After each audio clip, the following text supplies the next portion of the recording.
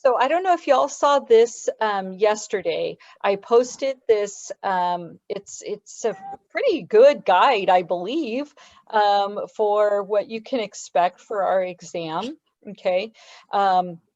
Yesterday on our Zoom, we were a little bit, well, let me say me, I was confused on what chapters it was covering, but I've looked it over and it's essentially 8 and 9. And so there's, so there's that. And then if you go through this specifically, all these little bullet points, these are things that you need to focus on. Like, I know in 9, it covers effect size, and we haven't done that yet. It's really easy, but I'm not going to pile that on you right now. And so you can just kind of skip over effect size. We'll get to that. It's simple. We'll start off next week after the exam with effect size. So don't worry about that. So just read through this, and when it says, define it, then know the definitions for it. If it says like know the central limit theorem, then that is beyond just the definition. So I want you to know the definition, but also like be able to verbalize it, be able to tell somebody about it so that you know a little bit more what's involved with that concept. What is the T distribution, right? Be able to describe that. What is it used for? If you want, we can kind of go through these, but I think what most people are worried about is the one step or the one sample t-test, maybe, perhaps, I'm not sure. So let's go over another example of the one sample t-test. And then if you guys have a chance to look over a few of these, we'll try and go through them and kind of hit some of these, and I'll talk about what I want you all to know, okay? I won't go over the define part because you can find those in the book, okay? So we're not gonna waste our time me reading you the definition when it's in the book, okay? But let's do a one sample t-test. I know some of you all have been emailing me the assignment. Just in case, if you don't know, I clicked over here on assignments, and the single sample t-test popped up. Okay, I've already gotten several of them. I haven't gone through and graded it yet. I haven't put the grades in yet. I haven't replied to you yet because I want them to stay like highlighted in my email so I don't lose them. Okay, so I can go through the grade really easily on that. So I'm just going to open this up just so you can see it, just in case. Yesterday, I went through and I worked this out, okay? I even posted the answers, or that workout sheet, that sheet that I worked out, on our Blackboard page, okay? This is me being a teacher and a mom. Try and work it out on your own first. It is very easy to look at the answers, right? And you're not truly quizzing yourself if you just look at the answers and do it that way, okay? Now, will I know if you look at it and fill it out and turn it in? No, of course I won't know that, right? And you'll get a 100, and it's great, yay, okay? But here's my cheesy line. You're only cheating yourself, okay? Truly, truly, truly look at it, see what you're doing wrong, what you need to work on, and so on. Let's see, this is where I posted them, okay? I have a question. Yes. So I submitted mine, but I used as my N the 10, and I saw that there was only 8, but I saw the 10. Yes. Can I resubmit it? You know what? You don't have to, Cassandra. Someone was asking that yesterday also. You don't have to, and I didn't notice it until yesterday when I started working it out also. So don't stress about it. I think you can see now what happened, and so I'm just grading it for completion anyways. So if you turn it in, do you feel confident about it? Do you? Yes. Yes. Okay. So the individual yesterday was like, well, I want to work it out with the right numbers. So it's like, okay, go for it. But if you feel confident, you know what you did wrong, and so on, don't worry. I'm not going to go through and like mark it off and say you got this wrong. Okay. Yeah. And I promise you, I will make sure that it's not like that on the exam. Now, if you watched the video yesterday, I don't know yet how I'm going to do that exactly.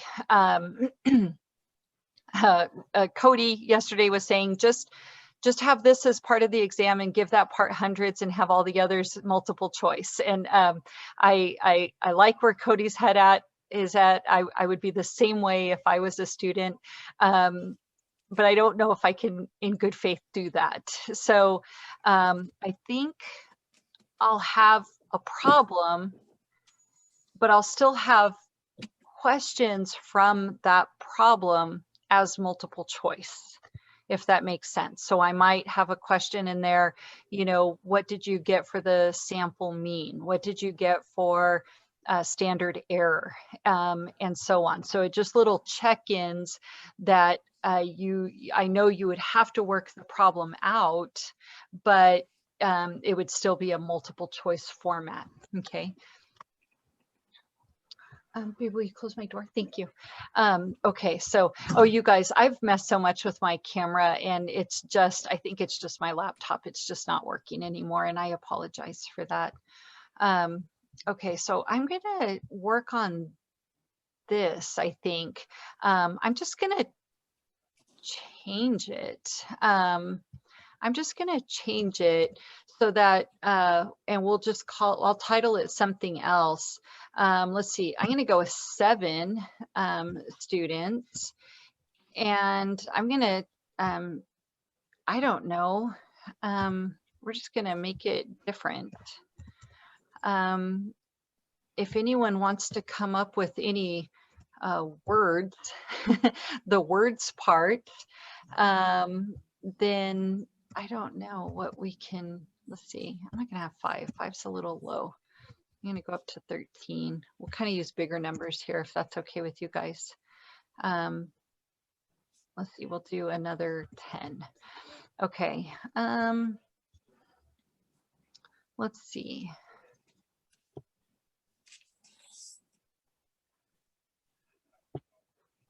Let's see, what can I think of? I mean, obviously this part really doesn't matter. A researcher was interested in evaluating what? Well, let's say study hours. How about that? We were talking about the amount of time we devote to our homework and stuff. So evaluating the study hours of, I got it, students during the pandemic, right? We'll make it very relatable. Okay. I am obviously clearly making this up. The national average of study hours pre-pandemic. What do you guys think? What do you think the national average was for study hours before the pandemic? A week, let's say a week per week. Do you think people put in about an hour a day, 2 hours a day? I want to say maybe like 3 hours a day. Okay, 3 hours a day. And would that be every day, Christy, like 7 days a week or 5 days a week? I was thinking like 4 days a week. 4 days a week? Okay, so let's say that it was 12 hours a week was the average. Okay. You guys, do you think my numbers look good? Or is this way too much? Well, do you think people are studying more now or less? That's a good question. I don't have any idea. I think more. You think more? Okay. Only because we don't have that. I think before pandemic, we would study less because we were in class, and a lot of the like information was obtained in class, Right. I feel like we have to study a little bit more now because we're on our own pretty much, you know? Yeah. Okay. I like that. Well, Christy, what do you think? I don't think so. I think like we studied more before like when we're class than now. Uh-huh. You so Because now now you think people are it goofing off more? yeah, like you could get everything real easy online. So Oh, just like y- copy and paste and you're right there. yeah, that's a good theory. Okay, Cassandra, what's your theory? So I feel at the beginning of the semester, like in I didn't study Uh-huh. very much, but I feel like now I am. Uh-huh. Um, I don't know. I feel Yes. like maybe more, but Yeah. also because I took like, so I took maybe like, I think it was like a year. I took like a year off. So Okay. it was just harder for me to get back into it. Yeah. Yeah. Yeah. I have no idea. You know what, you guys, if y'all are going forward in psychology, or this could also be a kind of a sociology study, you guys should study this, or you should see like kind of how people's either attitudes of something or behaviors of something have changed pre-pandemic compared to post-pandemic. So that's definitely an interesting study. I'm sure a lot of things are going to start coming out about that. So I don't know. I picked these numbers. Who knows? I mean, it's all made up anyway, so it really doesn't matter. Does anyone have an opinion about these? Should I change anything here? No, I mean, if you're saying the average was 12, I mean, I think it stays within, you know, because it's maybe 1 hour more than I Yeah. think it's fine. Okay, so we're okay with our fake data. Okay, all right. So let's do this. Let's make sure that I got everything correct. Let's see, 1, 2, 3, 4, 5, 6, 7. So there's actually 7 data points here, which matches our in up here. So that's always a good sign. And then perform this 4 steps of hypothesis testing. I'm gonna do this one a little bit different here so everybody can know that this is a separate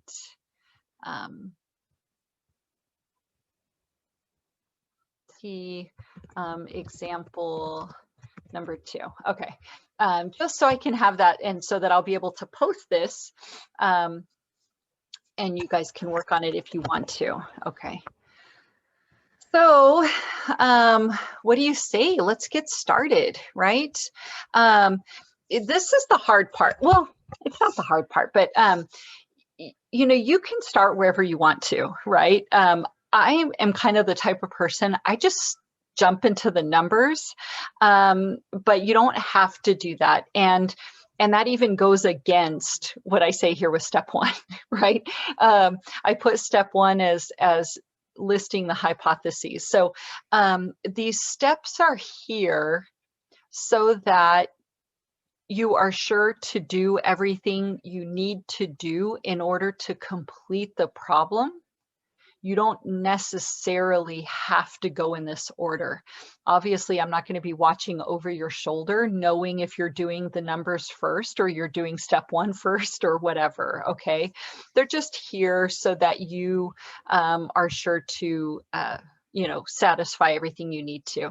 But let's go ahead and start with the null hypothesis, okay, or the HO, okay, the H0. So remember, the null hypothesis states that there will be no difference, okay? There will be no difference. In this example, why we call it a single or a one sample t-test is we have one sample, we have one group of people. We are comparing that sample to some population or some standard that already exists, okay?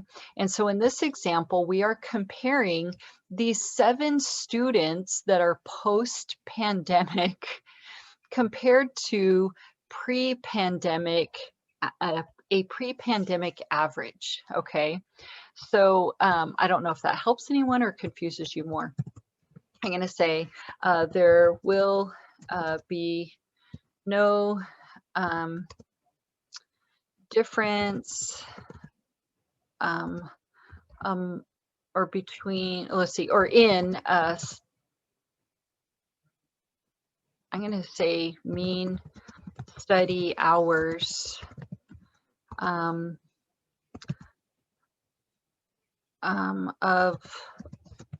the sample students. I don't know if this is coming out right, but there'll be no difference in mean study hours of the sample students and the pre-pandemic average of 12 hours.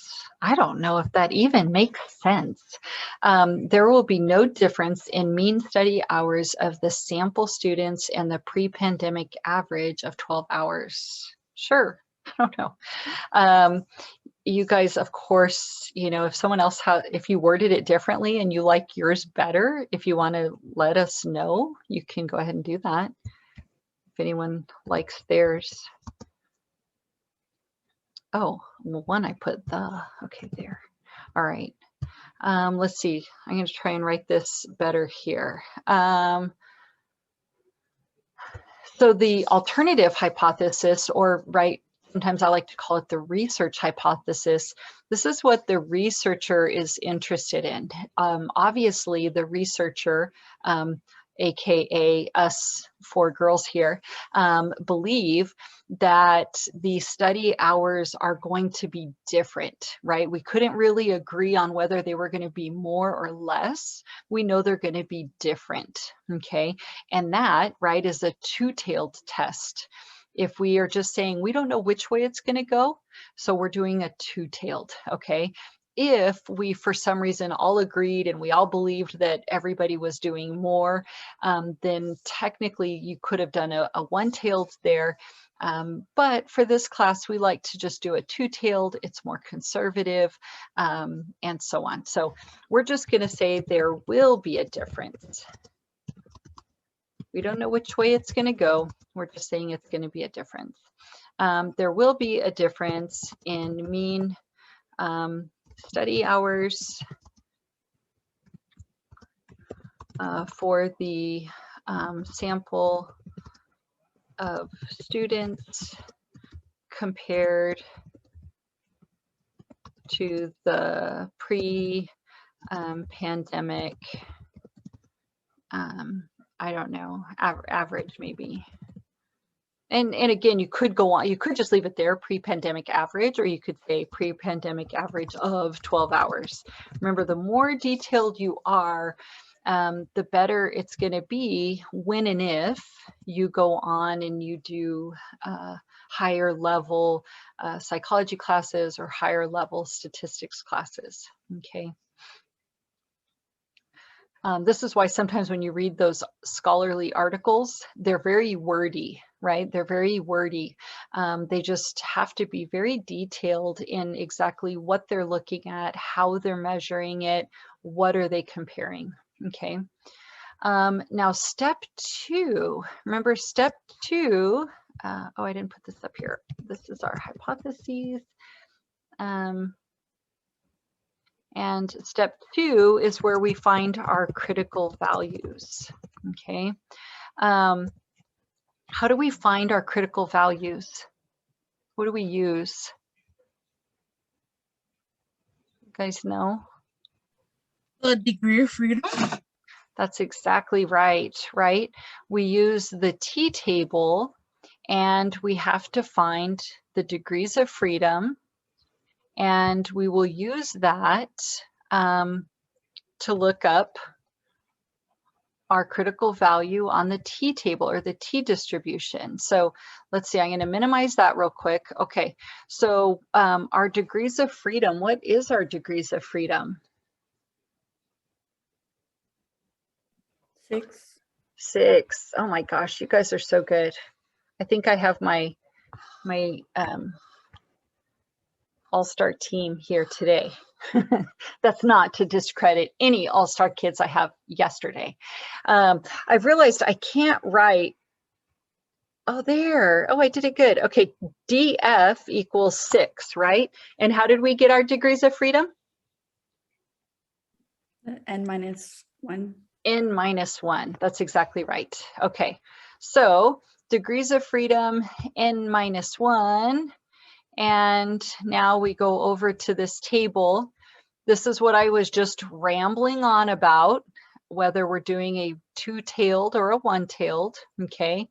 Remember, convention or conservative or just our go-to is a two-tailed at the 0.05 level, okay?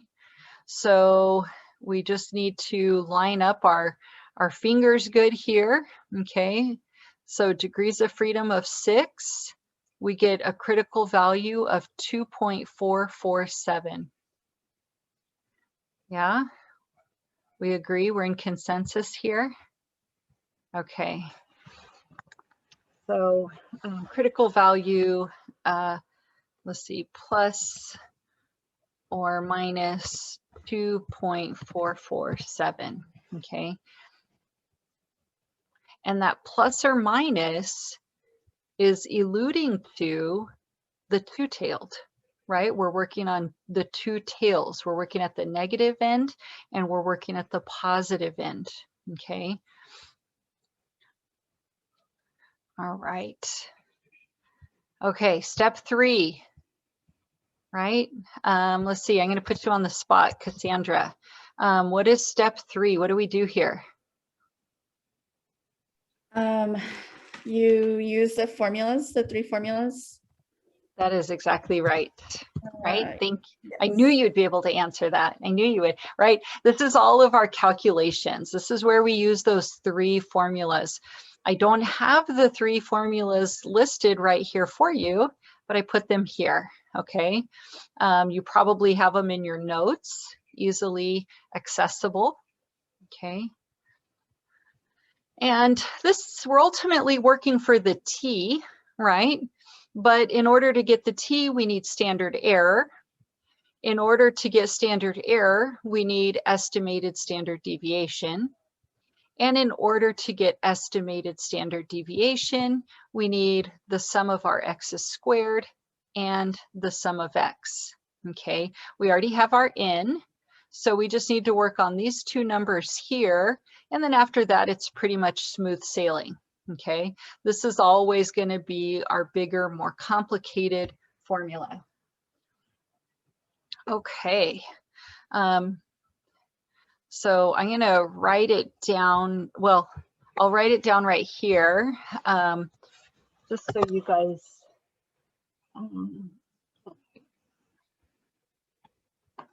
It doesn't want me to write. Oh, here we go. Okay. Oh my gosh. Okay, go away. Goodness gracious, what is that thing? All right. Okay. So our estimated standard deviation, sum of our x's squared minus x, and then the whole thing will be minus 1. Okay.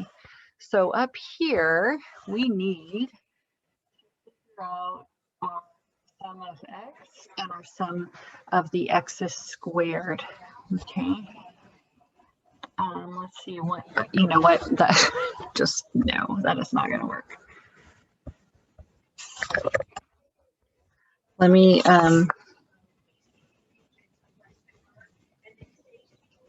try and type this a little bit better.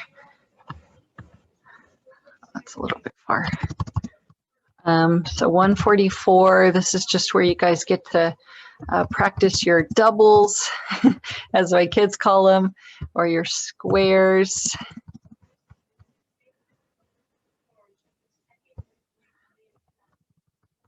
Um, 190, no, 169.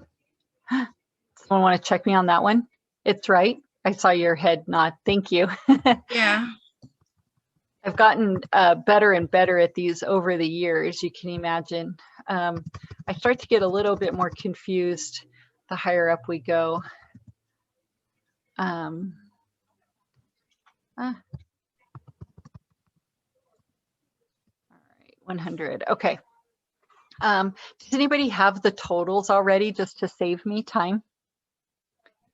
The x squared is 751.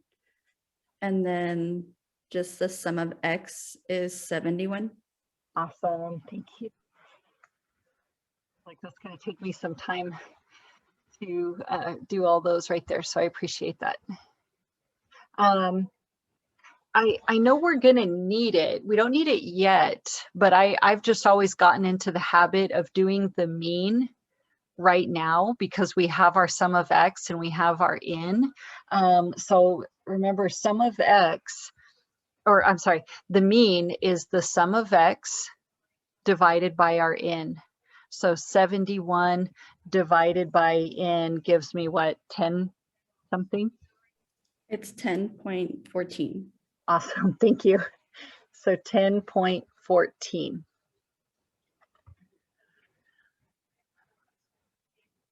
So right off the bat, let me see. I'm gonna kind of quiz you guys and see where you're at. How did he get the 10.14? Yes, that's, so the mean is equal to the sum of x divided by n. Remember, we add, yeah, you got it. We add up all of our x's and then we divide by how many there are. Okay. I'm going to write this right here just so we have those, so you guys could see that those totals. That's 71 for this column and 751 for this column. Looking at our mean, our sample mean of 10.14, are people in this sample averaging less than or more than the population average? Less than? We're averaging less than, right? This sample group, okay? So what is our T going to be? Is it going to be positive or negative? Negative? That's a hard question. Yes, that's exactly right, right? So our T value is going to be negative, okay? And that will always be the case. Remember with our Z-scores, if the raw score was less than the mean, we had a negative Z-score, right? So T is going to be the same way, okay? So I'm just I was just quizzing you guys. When you look at this stuff, when you look at your raw data, you can kind of start to see what's going to happen, right? This isn't, you know, this isn't secretive, right? Our sample mean is lower than, below the national average, okay? We know, or at least in this made up data, that people are studying less than pre-pandemic times, okay? Now, what we are doing, because there's no surprise that it's less than, what we are doing is we're trying to see if it's a significant difference. Is it a significant amount of time that students are now not studying? Okay. We can always easily say, oh, it's different, they're not studying as much. But the important part is it significant? Okay. All right. Now we have our numbers, right? We can fill them in. So the bigger number goes first, right? So we're going to put 751 right here. And we're going to put our 71 right there, divided by 7 all over 7 minus 1. Boy, it's like a lucky day or something. We got tons of 7s, if anyone's superstitious. All right.